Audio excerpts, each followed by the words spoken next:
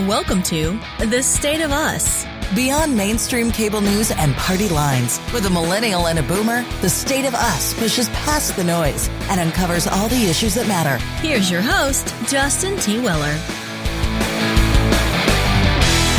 Would you be surprised to learn that not every vote for president counts the same? It might sound crazy, but it's the reality of the nation we live in. For practically every elected office, one person equals one vote, but not for president. And this is because of the Electoral College. Now, you might think that this means the Electoral College is a negative for the nation, and that's what we're going to explore today. Where did the Electoral College come from? Does it drive division? And would rural states suffer if we eliminate it? We're going to answer these questions and more. Lance Jackson, my co-host and an educator of 35 years, is the senior resident historian at TrueChat, and will introduce our guest. Jesse Wegman has been a member of the New York Times editorial board since 2013. He was previously a senior editor at the Daily Beast and Newsweek and a legal news editor at Reuters. Jesse is the author of Let the People Pick the President, a book released just this year that makes the case for eliminating the Electoral College. Jesse, thank you for taking the time to chat with us today. Thank you so much for having me. So, Jesse, in the book, you point out that many people do not really understand how a candidate for president wins, in part because it's different than how we elect basically every other representative. So what is the Electoral College, and why do we have it in the first place? The Electoral College is a system of electing the president that runs through the states rather than directly through the people themselves. This was instituted at the Constitutional Convention in 1787 when the framers were debating for months, literally, over how to choose the president. This was, they said later, one of the hardest decisions they could make. What they settled on in a scramble at the very last minute was the system that largely we live with today, which we call the Electoral College. They didn't call it that. And it is a body of people, intermediaries, if you will, who cast their ballots for the president, not the people themselves. This is a body of now 538 people around the country. Each state gets a portion of them equal to their representation in Congress, which means they're members of the House of Representatives plus their 2 senators. So, for example, Ohio, you have 2 senators, and how many representatives do you have? I believe we're at, is it 15, Lance? I think that's right now on the latest census. So 15 plus 2 is 17. So you have 17 electoral votes. When the people of Ohio cast their ballots, Ohio has a law called the winner-take-all law, and that is a state law. And that law says that all 17 of your electoral votes go to the candidate who wins the most votes in Ohio.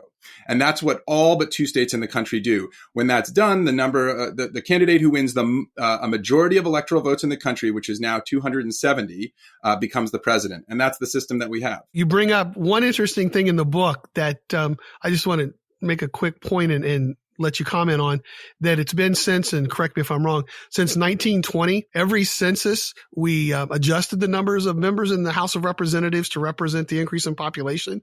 And we did that from inception to like 1920. And since then we've stopped. So we're also using, not the same numbers that we used the first 150 some years of our history, correct? I'm so glad you brought that up.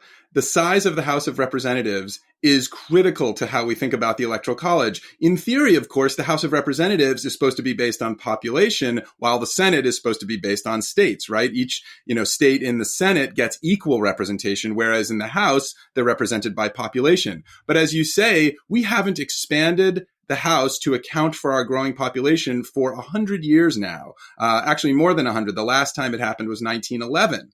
And that has led to distortions in the House of Representatives as well. So when people say, oh, well, don't worry, California or New York, because you've got your House of Representatives members to offset the Senate equality, it's actually not even true. The House of Representatives is hugely unrepresentative today. And that really gets at this value of one person, one vote, which I think we can talk about in many different ways when it pertains to the Electoral College. I just wanted to note, Lance, I did the count in my head. It's 18 electoral votes that Ohio has, not 17. So we have 16 representatives. I thought I was one off. Okay, 15 sounded too perfect. So I've been retired for 5 years, so there you go. I'll take the clue. But that number changes too, right? Because every 10 years we have a decennial census, as we're having right now, and that census determines who gets seats, who loses seats. So you may gain a seat, you may lose a seat. Ohio, I think, is not in the top in the states that are most likely to gain or lose a seat right now, but you could at any point. Yeah, and when I started teaching 35 years ago, Ohio was 23. So in this system, we've, quote, lost power in the Electoral College. But in the opening, Justin stated that not all votes for president count the same, and you were alluding to that in your previous answer. This might cause some concern for many, yet it is the reality. Do you think this is inherently bad for a nation that considers itself a republic and a democracy? Well, it's a great question, and I think it really gets us to the core matter, which is, how do we choose our president, and what sort of a system do we want to have based on the type of government that we are? As you said, we are both a republic and a democracy, and I think that's something that a lot of people kind of either misunderstand or just overlook. In both systems of government, a Republican system of government and a representative democracy, which is what we are, the people elect leaders to act on their behalf. That's exactly what it is. Those terms are essentially the same. When the founders were putting the Constitution together, they generally used the term republic for what they were creating, but they weren't contrasting that with a democracy. They were contrasting that with a monarchy, which was the system that they had just fought a war to get out of. So I think it's really important to remember they didn't see a republic as something that was opposed to democracy. They, in fact, gave the regular people the vote for the House of Representatives. They had the Constitution itself ratified in state ratifying conventions by regular citizens. Now, an important side note here is that obviously who regular citizens were at the time was an incredibly small sliver of the people who lived in this country. Women weren't allowed to vote. Black people who were enslaved weren't allowed to vote. Native Americans. So it was just, propertied white men who had the vote. Nevertheless, that principle that people could vote directly for their leaders was there from the start. Jesse, I think it's great you mentioned that, because in your book, you kind of walk through that. And I remember when I was reading it, thinking that's so important. Lance and I have done, I think we did an episode, Lance, maybe a year and a half or 2 years ago on republic or democracy, our nation. And one of the things that we talked about is, the practical difference today, I think, as you pointed out, is really null and void. There's not a lot of direct democracies left. And I think that's part of where that confusion comes into play, especially from a historical context. Right at the time, the only democracies per se were not necessarily what the founders were going for. So they went more of using the terminology of a republic, even though, again, from a practical standpoint today, they're about the same. And it looks like many people want to get rid of the Electoral College. I mean, the public support still seems pretty strong for it. So why haven't we gotten rid of it? I mean, we've tried a lot of times, right? It's been attempted, but what's standing in the way? Well, let's go back for just a moment to the founding, and let's set the stage here. The founders adopted this system not out of some prescience about how the country would run or about the best way to pick the leader of a republic. They did it in the last second rush because they had to finish the Constitution. They had to get it out to the states for ratification. They'd been arguing for 4 months over every line in the document. And this was the hardest one of all to resolve. And that's because nobody had ever set up a system like this before. Nobody had designed a self-governing republic of this scale before. And, think about it, even then that was big. Today it's, incalculably larger. So they rushed to get this done. They adopted the system that they did, which I described earlier, in part realizing that no matter what system they adopted, George Washington was going to win. So they didn't really worry that much about it. And in fact, what happened immediately after the Constitutional Convention adjourns and the states ratify the document is that the Electoral College stops working as the founders thought that it would. So, by 1796, you have the rise of national political parties, and both sides are basically fighting now to support their man, not to choose, as the founders saw it, the best person to lead the country. They just wanted their man, whether it was Federalist or Democratic Republican. And that is the system we still live with today, a system that the founders did not anticipate, and a system that basically incentivizes partisan tribal behavior over a focus on what's best for the country. And that's where I think that answers your question, which is, why has it been so hard to get rid of? It's because one party or the other, and sometimes both, think that the Electoral College benefits them politically, and they are going to protect it because that's what gets them into power. You see it happening right now. Republicans are defending it because twice in the last 20 years, the Electoral College has been the only reason they've gotten control of the White House.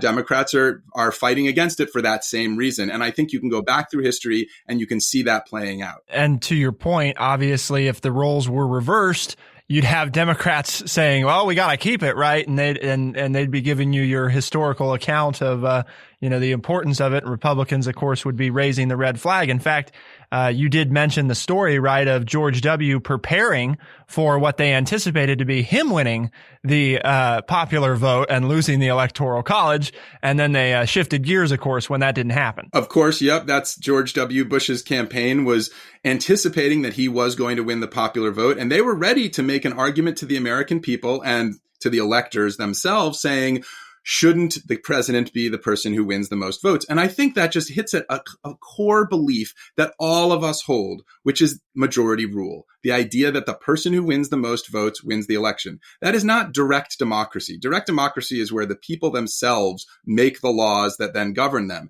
This is just about choosing the people who make our laws. And in that system, we should have majority rule. I think everybody agrees with that, and they fight against it only when they're benefiting from its absence. So, Donald Trump himself tweeted on election night 2012, the Electoral College is a disaster for a democracy. He has never rescinded that tweet. And that's because I think it expresses a core truth, which is we all feel that a system that lets the loser win is not a fair system in a representative democracy. And it's the only office that we do that, right? In the country. I mean, whether we're voting for our mayor or our representative or our senator or whomever, every other election, right? Or if we're sitting in school and we're voting for class representatives to student council, whoever gets the most votes wins, right? That's what we're all brought up to believe. That's exactly right. But it's also, I want to emphasize this, it is not an intentional byproduct of the Electoral College. This is the part that I think confuses a lot of people. People say, oh, well, we have an Electoral College to protect the small states. We have an Electoral College to keep New York and California from running roughshod over the rest of the country. These are simply, first of all, they're historically untrue. Second of all, they're statistically untrue. It's not possible for New York and California to overwhelm the rest of the country. But third of all, this is an unintentional byproduct of the state law that I mentioned earlier, the state law known as the winner-take-all rule. This is a rule that is adopted by states to award all of their electors to the statewide winner of that popular vote. And I think what people don't realize is that's nowhere in the Constitution. There's nothing in the Constitution that says states have to award their electors this way. In fact, the Constitution leaves to the states entirely the power to decide how to award their electors. States have quickly all run to do winner take all because it gives them political clout that they wouldn't have if they were just distributing their electors, say, proportionally. And they all realize that, right? Which is why virtually all of them do it this way. But it's really important to remember that this is not required. States can award their electors however they like, and that it is not an intentional byproduct of the way the system was designed. The reason that the loser can win the election is because of that winner-take-all rule. That's how Donald Trump won in 2016, because he got all of the electoral votes in 3 states, Michigan, Wisconsin, and Pennsylvania, where he won by a tiny sliver of the vote, 77,000 votes out of 14 million votes cast. And he wins the Electoral College because of that. In 2000, it was even a more extreme. George W. Bush wins Florida by 537 votes, and he wins the entire country. Just because of those 537 votes. We've been talking with Jesse Wegman about how the Electoral College came to be, but a number of questions still remain. Why is the United States so divided? Would eliminating the Electoral College harm rural states? And what might a solution for the future look like? To find out, keep it here on The State of Us, and we'll be right back.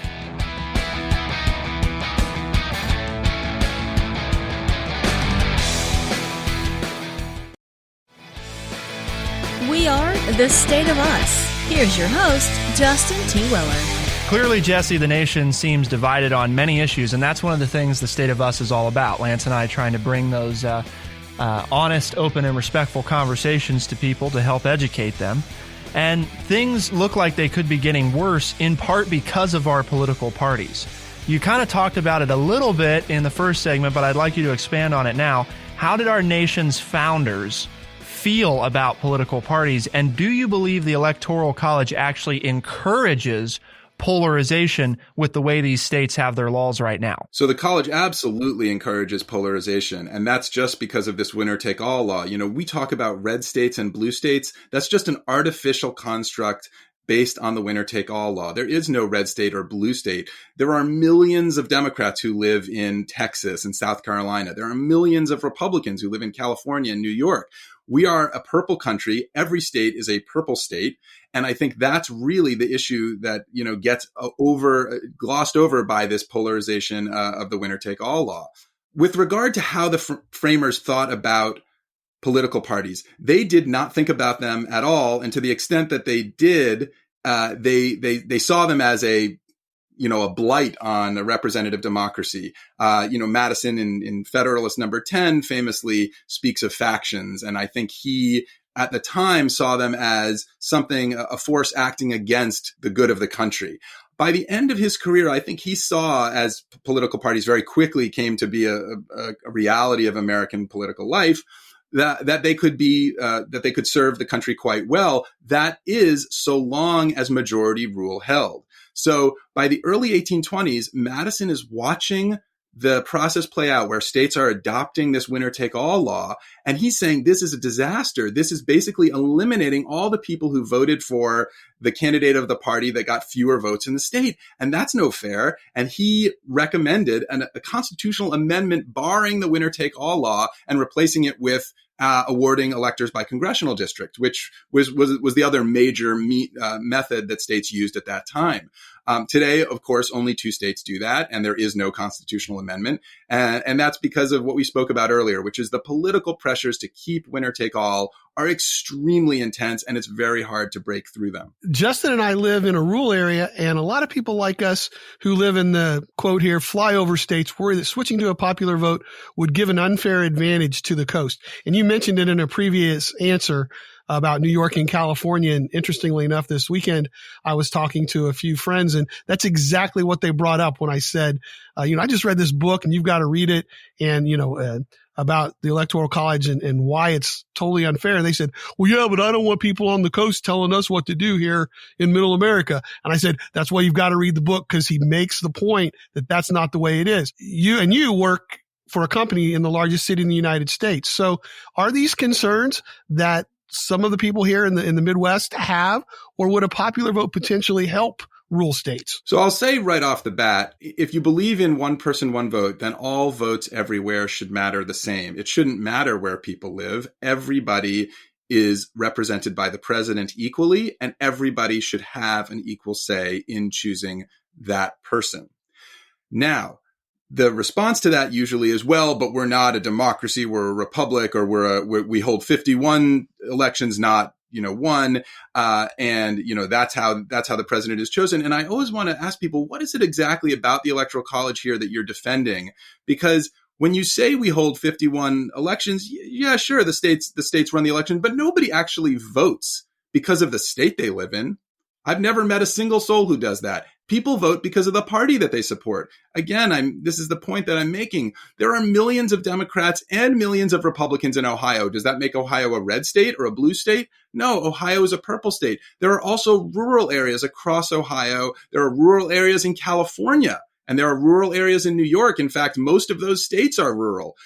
So I think it's really important to remember that when we talk about rural or urban or Democratic or Republican, that is scattered all over the country. And because of the winner-take-all law, people in states that, reliably go one way or the other are erased no matter where they live. Because you point out in the book recently, and I say in the last 15, 20 years, Democrats don't even campaign in the South because they're thought to be red states, and Republican candidates very rarely even go to California or New York. So it's like you say, it doesn't necessarily affect the rural areas. The whole idea is they just the candidates concentrate on 6 to 8 quote battleground states, and the rest of us are just left out of the equation altogether. We don't ever see or hear from a president. As we think about this, right, and as these rural votes we know that do get overlooked, right, regardless of where they are. And that's kind of the point I think that Lance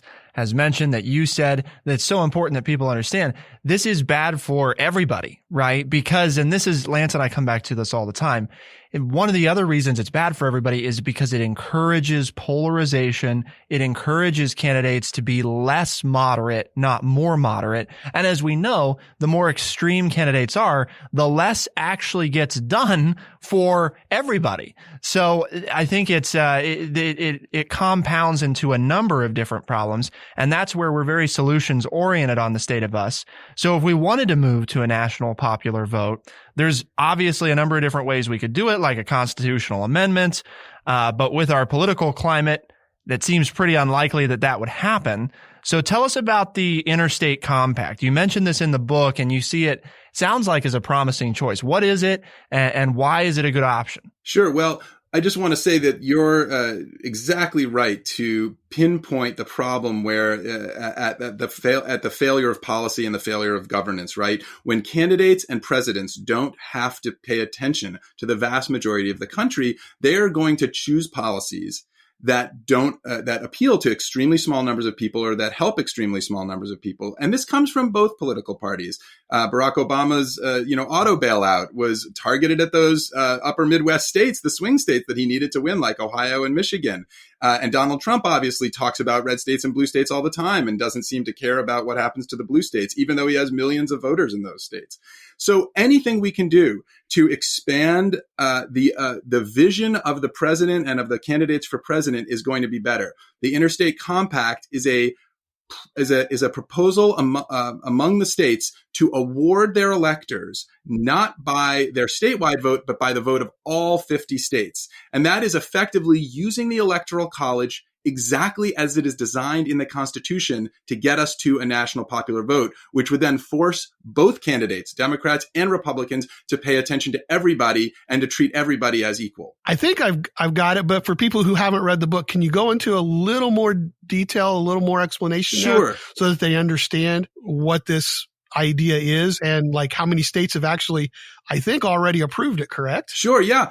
15 states plus DC are now members of this compact. An interstate compact is just an agreement among states. States do this all the time. They're doing it right now, or they're talking about doing it right now for the purposes of battling the coronavirus pandemic. And it's just a way for states to do things together that are more efficient than doing them one by one. The Interstate Compact, the National Popular Vote Interstate Compact, was devised in 2004 and has been gaining state sign-ons ever since.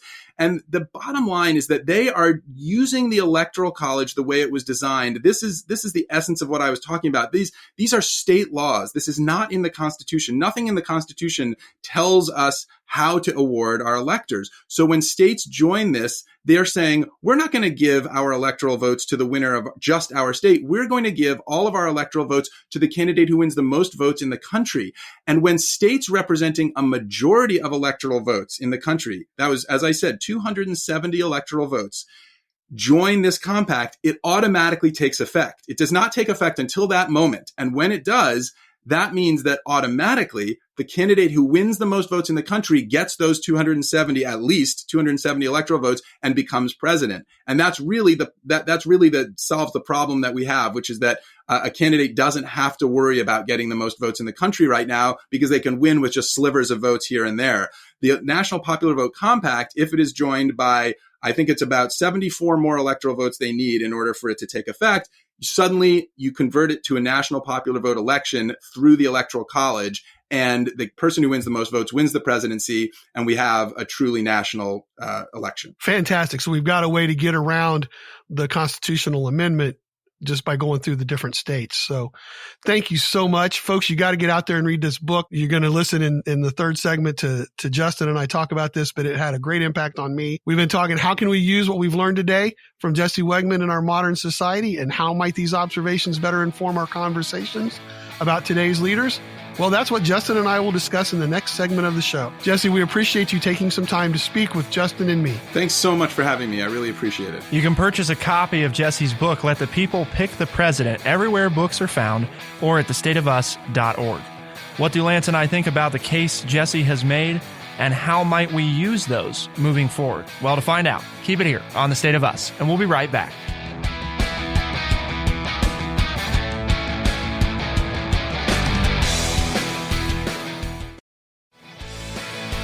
We are The State of Us. Here's your host, Justin T. Weller. Today we had the opportunity to speak with Jesse Wegman, who is a member of the New York Times editorial board. I think, I don't know about you, Lance, but I enjoyed the conversation thoroughly. I think he's got quite a lot of insight, and if you haven't already read his book, we definitely suggest picking up a copy. You know, not every book, Lance, right, that we do on the show, we can honestly tell all listeners that it's worth their time to read, not because the book's not good, but because a lot of books just aren't everybody's flavor, or they're written for a particular audience. I think this one's pretty broad appeal. And I think if you listen to this show, you'd probably gain something from reading it, because again, his point, and this is my big takeaway, right, Lance, is that this is bad for everybody for two big reasons, right?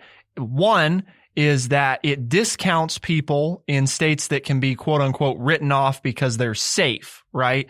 Historically blue or red states. And that hurts both conservatives and liberals. It hurts liberals who are in traditionally red states, and it hurts conservatives who are in traditionally blue states. It's not good for anybody. And the second, and perhaps the one that I see as really critical, is the idea that this increases polarization, or encourages it, if nothing else, because people who are running for president benefit from appealing to a narrow section of voters as opposed to trying to appeal to the nation as a whole. And so those, for me, those are the big things that I think people have got to hold on to, and the reasons I think the book is worth a read. It's not even that long. It doesn't hurt my page count too much. So there you go in page counts. Well, this is one, if you are of voting age, or you're thinking about registering, or you are a voter, you need to read it, which is why it has such a broad appeal. And I won't play favorites, but I think it is one of the most broad-based books that we've read, other than some of our religion books that I've enjoyed. But I've enjoyed all of our books, but I'm going to take the time, because we didn't cover nearly enough. And I was talking with Jesse off air, and I told him I would, his whole concept of purple states. And if you read the book, there's a gentleman, I think from the state of Michigan, works at one of the colleges. I'm losing his name, but he has made a map of the United States where he's broken it down by the different counties and shows the different shades of purple that we are in the country. And that, even if you live in a predominantly Democratic or Republican section of the country, there are people of the other persuasion, political party persuasion in your area. And so this speaks to, like you said, to everyone. And there's a gentleman from California by the name of Ray Haynes, who was, and I'm going to use him like me. He was a state senator from the state of California, a Republican. And he's sitting on the freeway one morning, and he says, you know what? I've been a staunch defender of the Electoral College my entire life, my political life, and it's wrong. We need to change it. And he is currently working with a group of pro-business people who travel the country telling people, mostly Republicans, mostly businessmen, that the Electoral College is bad for you. It's bad for our country. It's bad for American businesses. And I, in full disclosure, if you're a new listener to this show, I have argued with Justin repeatedly that we need to do away with the Electoral College, or we need to keep the Electoral College. And after reading Mr. Wegman's book, and having our conversation with him before we had our conversation with him even, I'm a believer we have to get rid of it. It is so bad for our country. And the important thing for me was, I always argued that it was what the framers of the Constitution wanted us to do. And as Jesse points out in the book, that wasn't the idea at all. They were tired. They wanted to get home. Nobody had ever talked about this in any of the history classes that I've taken or books that I've read, but they were tired. They were wanting to go home. And it's like, well, crap, we got to do something about this election, this national leader that we've created. Oh, let's do this thing called the Electoral College. And then he goes to point out that not only was it an afterthought, but we're not even doing it as they wanted it done in the beginning. So folks, this keeping of the Electoral College because of the framers of the Constitution and our founding fathers is a myth. And there's an entire chapter in the book too that you need to read that debunks all the myths surrounding the Electoral College and why we have to keep it. And I've used 3 of them this week. This weekend, I was talking to people about this and they brought up these myths. So, I mean, if you're one of those people out there, this book addresses your myth that you have about keeping it. So, I mean, it's a great read for all of those reasons on top of the ones that we've already talked about and the 2 that you mentioned. So I think, Lance, there's a couple. I'm excited. Sorry. I just really, really enjoyed this book. I know, and it's election season and we can't change it for now. And it also brings up, as we talked about during the show, there are 2 or 3 ways that we can go about getting this changed. So, I think it's just something we've got to get on because it's going to advance our nation and benefit our nation.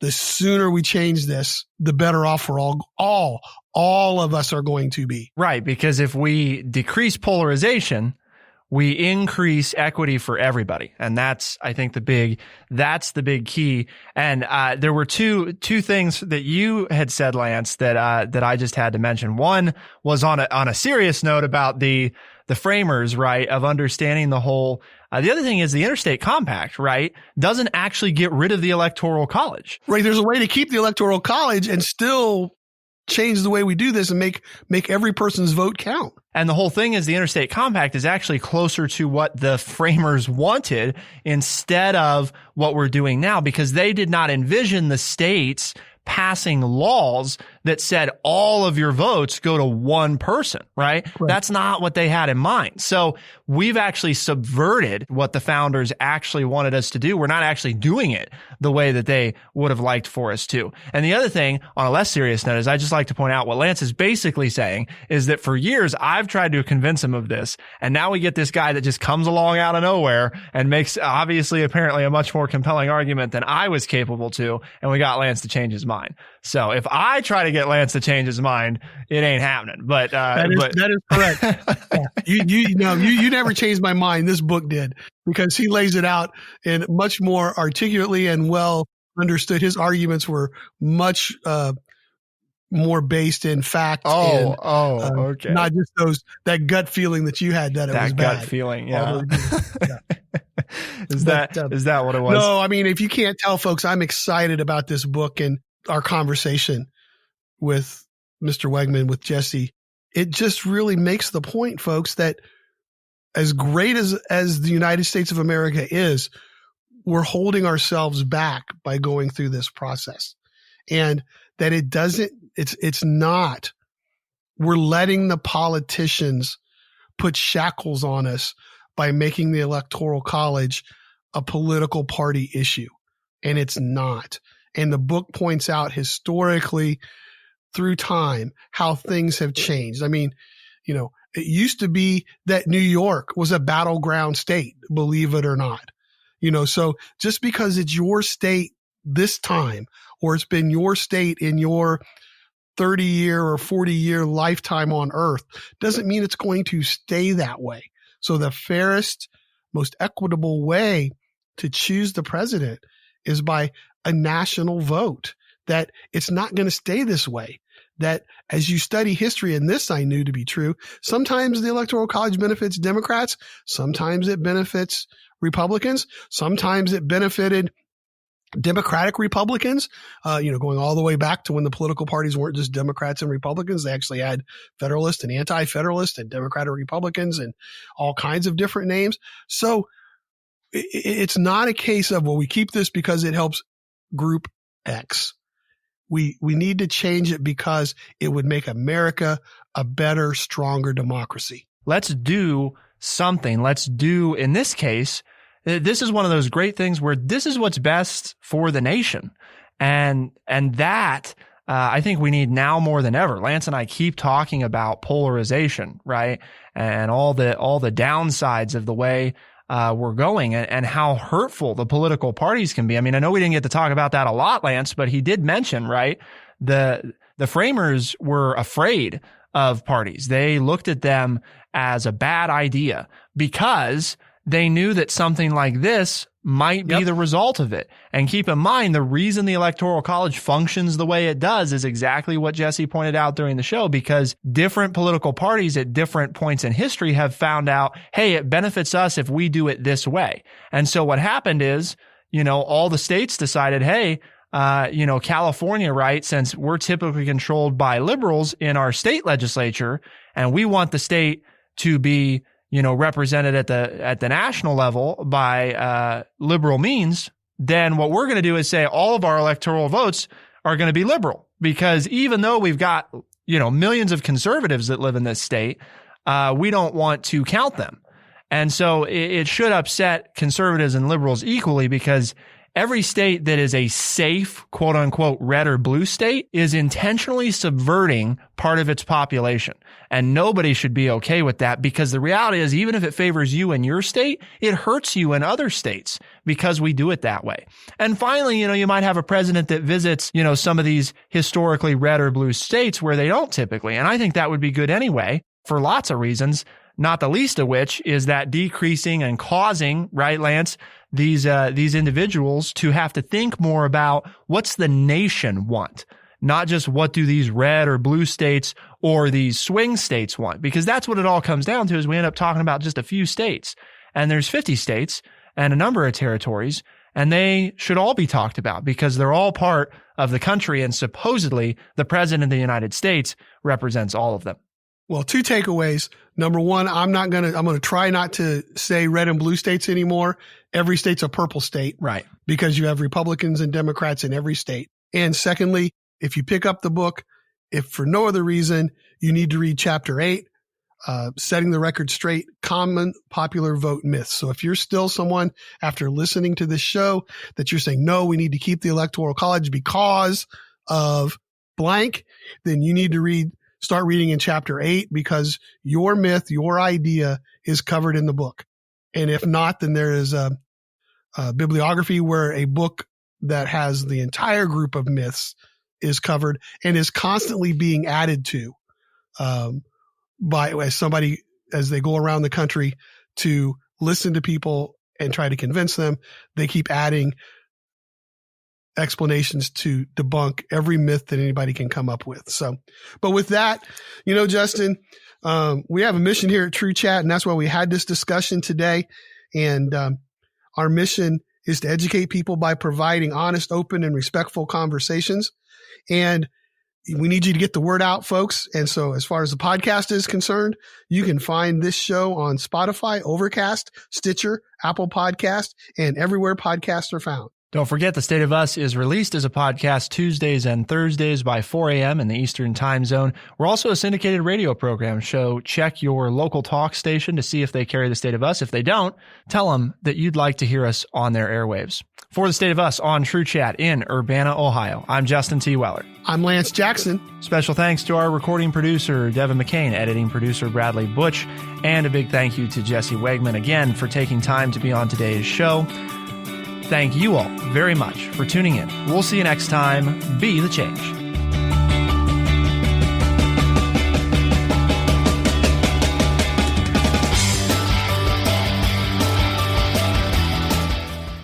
Be sure to check out our website, thestateofus.org, for books, articles, and all the ways to tune in. thestateofus.org.